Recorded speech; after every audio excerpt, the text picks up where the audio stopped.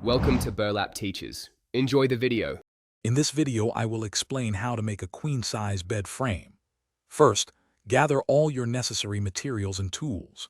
You will need sturdy lumber like pine or oak, measuring about 2 inches by 6 inches, along with a saw, drill, and measuring tape. Don't forget essential hardware such as wood screws, bolts, and corner brackets for strong connections. Having your queen-size mattress on hand helps ensure all your measurements are perfectly accurate for a snug fit. Now let's start building the main frame. Cut 4 pieces of lumber for your side rails, each 82 inches long. Then, cut 2 end rails, each 62 inches in length. These dimensions will create a frame slightly larger than your 60-inch by 80-inch queen mattress. Drill pilot holes before securing all joints with wood screws or bolts.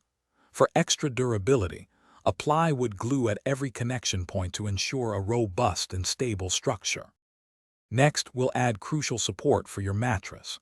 Attach support ledgers, which are smaller strips of wood, along the inner edges of your long side rails. These ledgers will hold your bed slats. Cut 12 to 15 individual slats, each 60 inches long, from 1 inch by 4 inch lumber. Space these slats evenly across the frame, leaving about 2 to 3 inches between each one.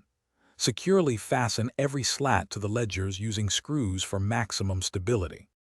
Finally, it's time for the finishing touches and setup. Carefully sand all surfaces of your newly built bed frame until they are smooth to the touch, preventing any splinters. Then apply your chosen protective finish, whether it's a beautiful wood stain, a coat of paint, or a clear sealant. Allow ample time for the finish to dry completely. Once dry, gently place your queen-size mattress onto the sturdy, completed frame. Enjoy your custom-made bed. Thanks for watching. Consider subscribing if this video helped you.